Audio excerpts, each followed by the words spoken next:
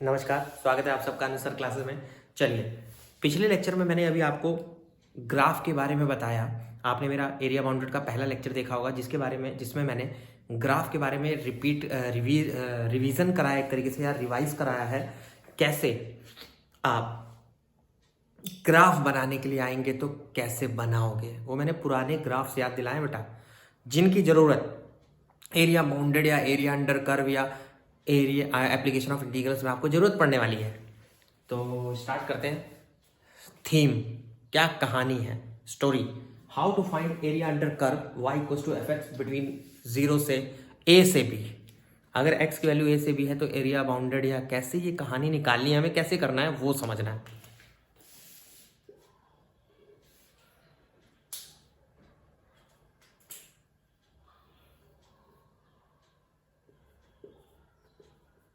सबसे पहला काम तो आप y equals to f x को ड्रॉ करोगे। क्वेश्चन में जिस भी फंक्शन का ग्राफ बनाने को कहा गया, आपके पास सारे ग्राफ हो गए हैं, आप उनमें से कोई बना लोगे जो बोला गया होगा। पूरा ग्राफ पे इंप्लीमेंट करना है। पूरा ग्राफ बोले तो एक रफली आइडिया लेना है ध्यान से। कहां से कहां तक है, एक्स एक्सिस पे,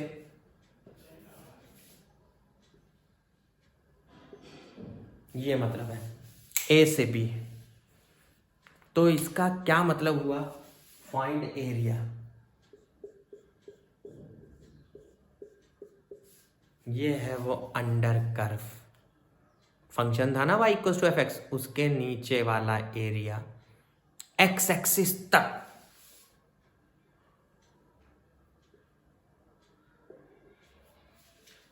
याद रहे, आप जो एरिया निकालेंगे वो एक्स एक्सिस तक ही निकलेगा, ध्यान रखना।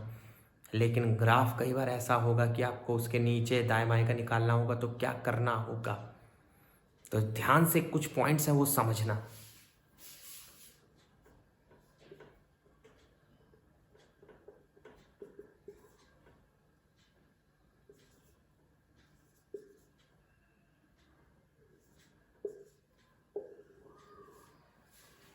ये है आपका एरिया, बहुत आसान।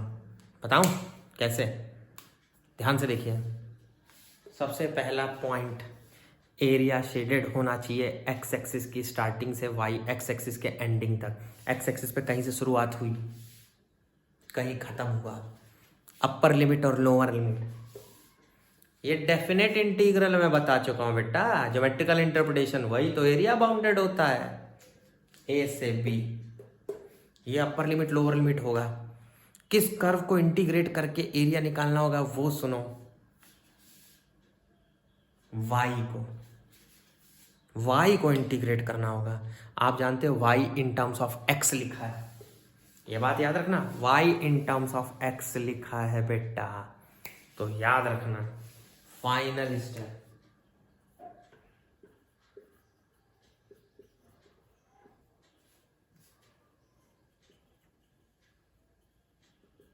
एंड में जो भी आंसर आए मैथमेटिकली उसके आगे लिख देना स्क्वायर यूनिट। कोऑर्डिनेट ज्योमेट्री पढ़ रहे हो, एरिया ना तो नेगेटिव आता है और ना बिना यूनिट के आता है, तो ये कोऑर्डिनेट ज्योमेट्री है तो स्क्वायर यूनिट जरूर लिख देना। ये है। अब आपको जो भी फंक्शन दे रखा होगा उसको इंटीग्रेशन करना है। इसमें कंफ्यूजिंग पॉइंट कहाँ है वो तो मैंने अभी बताया ही नहीं, अभी तो मैंने सिंपल सा दिखाया है, अब दिखाता हूँ।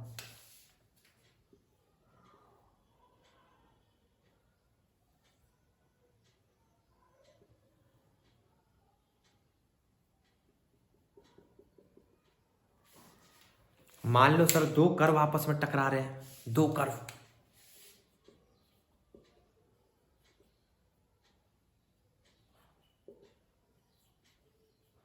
y1 equals to f x और जो है y2 equals to g x.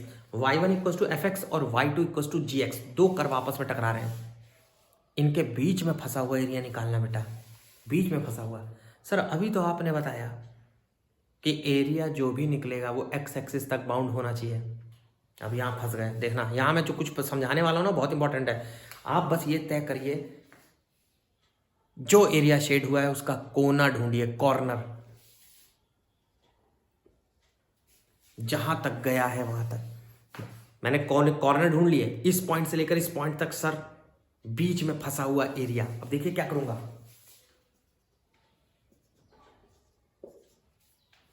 वहां से परपेंडिकुलर डालूंगा एक्स एक्सिस पर, परपेंडिकुलर डालूंगा एक्स एक्सिस पर, ताकि मुझे पता चल जाए कहां से कहां तक गया है, कहां से कहां तक गया है। अब मैं चलाऊंगा दिमाग, देखिए क्या दिमाग लगाता हूं।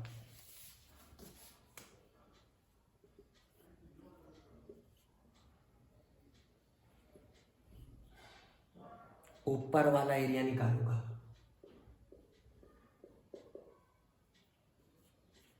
ऊपर y2 है,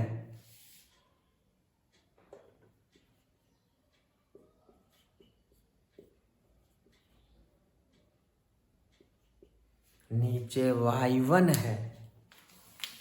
यहां देखिए y2 y1,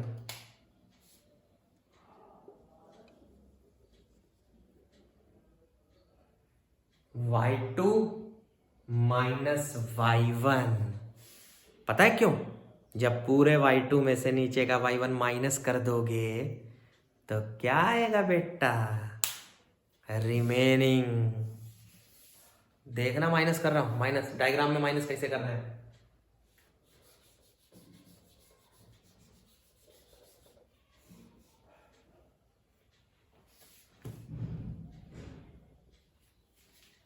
फिनिश।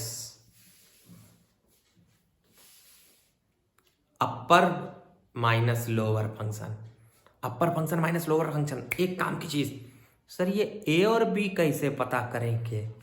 दिमाग लगाओ। ए और बी दिए कहां थे? हमने लगाए थे, परपेंडिकुलर डाला था। ए और बी फाइंड करने के लिए क्या ट्रिक लगानी है बेटा? सब मालूम है तुम्हें, सब।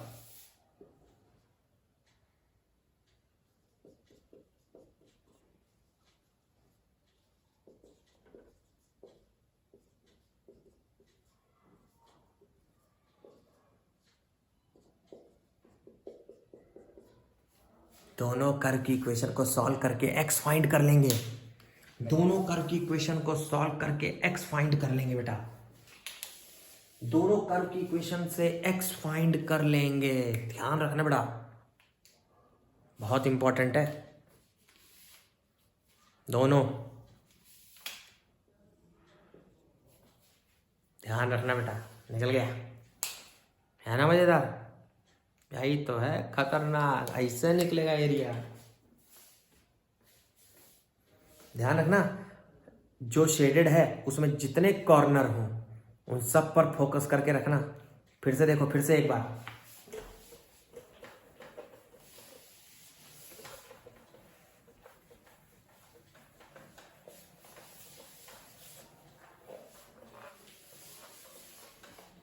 फिर से कंफ्यूजन क्लियर करवा रहा हूं, फिर से।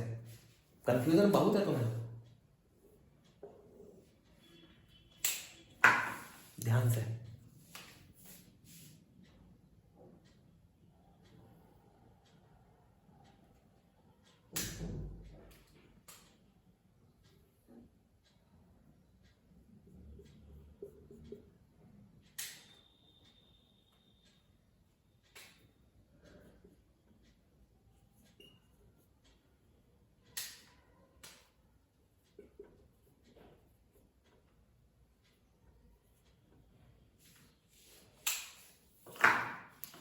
ये बोला गया तब, कभी कभार ऐसा आ जाएगा, ऐसा आ जाएगा बेटा। एक ही आंसर है एक्स एक्सिस का, देखो शेडेड हो रहा है। अब क्या करें? पता है क्या कंफ्यूजन में क्या बता रहा हूं? कंफ्यूजन ये, यहां से लेकर यहां तक पूरा है, लेकिन गौर से देखो कर्व बदल रहा है, कर्व y1 y2 कर्व बदल रहा है। ऐसा होगा, मैंने क्या बोला था? जब भी शेडेड में कॉर्नर दिखे एक्स एक्सिस पर परपेंडिकुलर डाल दो, कॉर्नर दिखे एक्स एक्सिस पर परपेंडिकुलर डाल दो। सी नाम रख दिया, सी नाम रख दिया। अब तो ये लगाना, देखना कैसे लगा रहा हूं।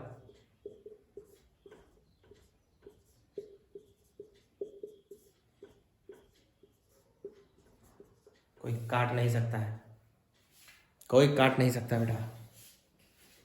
सर आपने ए से सी y1 का इंटीग्रेशन कर दिया, सी से बी y2 का कर दिया, दोनों को जोड़ दिया, आ गया एरिया।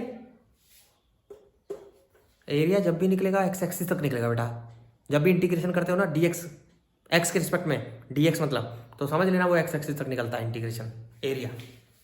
तो अब दिमाग लगाओ दिमाग। फिर से एक खतरनाक कन्फ्यूज़न, फिर एक कन्फ्यूज़न क्लियर करता हूँ। अभी बहुत कन्फ्यूज़न हो रही होंगी, अभी देखना फिर से। ये पॉइंट पता है ना कैसे निकालोगे, या बताऊँ दोबारा? दोनों कर्व को सॉल्व करके। अरे दो कर्व दिए होंगे, साइमल्टेनियसली सॉल्व कर लेना बेटा। एक्स की वैल्यू निकाल लेना, वाई गायब कर लेना, एलिमिनेट, एक्स निकाल लेना। अरे बिल्कुल एकदम बढ़िया से हो जाएगा। फिर से देखना।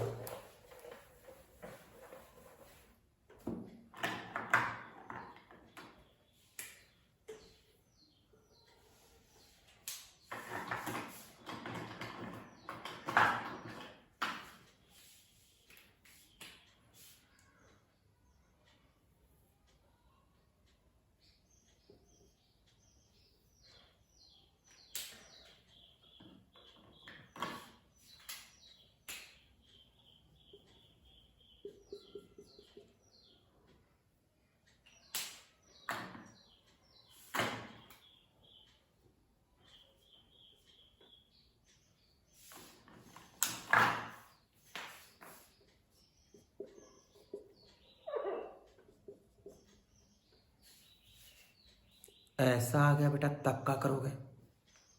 एक्स एक्सिस के ऊपर ही अभी तक मैं बता रहा था एरिया, नीचे का एरिया नहीं निकाल सकते हो, फंस गए। जब भी कभी एरिया निकलेगा ना, किसी भी पार्ट को इंटीग्रेट करते हुए एक्स एक्सिस तक निकलता है। अब क्या करूं मैं, कुछ नेगेटिव में आ रहा है। एक्स एक्सिस के नीचे आने का मतलब नेगेटिव एरिया होगा बेटा, बहुत आसान है। क्या करें, दिमाग लगाइए सर। देखिए कैसे दिमाग लगा रहा हूं।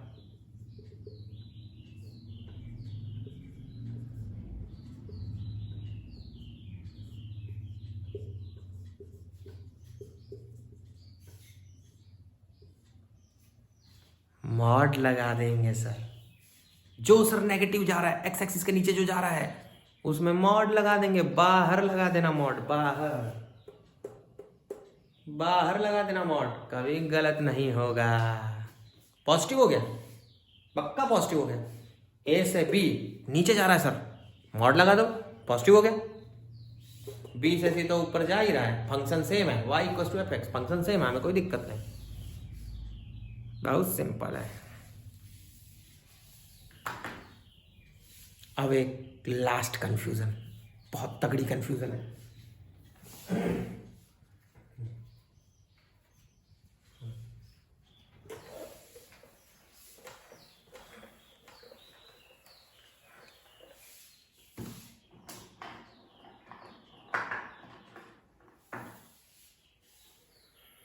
ध्यान से।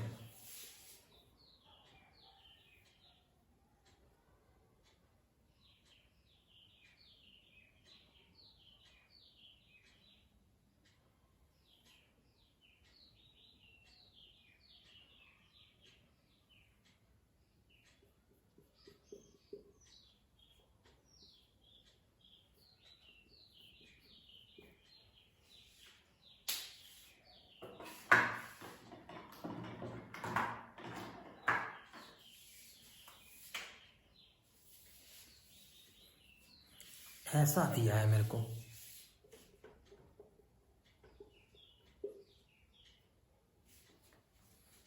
कभी कभार हमें ज़रूरत पड़ जाती है बेटा वाई एक्सिस पे करने की। कभी कभार हमें वाई एक्सिस पे करने की ज़रूरत पड़ जाती है। हालांकि मेरा ये मानना है मैं सारे क्वेश्चन को एक्स एक्सिस में कन्वर्ट कर लेता हूँ, फिर भी कभी कभार वाई एक्सिस में कन्वर्ट करने की ज़रूरत पड़ जाए तो कुछ है नहीं, अपने दिमाग को रिवर्स करो। Reverse in the sense reciprocal कर लो। एक्स को वाई समझ लो, वाई को एक्स समझ लो, कभी गलत नहीं होगा। एक्स को वाई, वाई को एक्स। लिमिट किसकी रहेंगी? पहले एक्स की होती थी, अब किसकी रहेंगी? वाई की।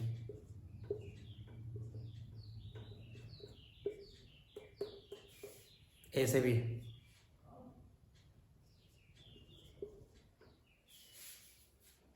एक्स डी एक्स,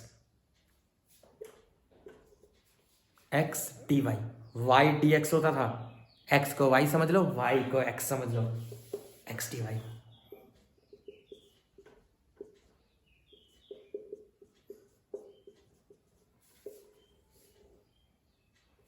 एक्स निकाल लो, एफ इनवर्स वाई, एक्स क्या होगा, एफ इनवर्स वाई। अरे कन्वर्जन कर लेना, x in terms of y, x in terms of y find कर लेना बेटा, कोई काट नहीं सकता ये आपकी आखिरी कंफ्यूजन भी क्लियर करा दी।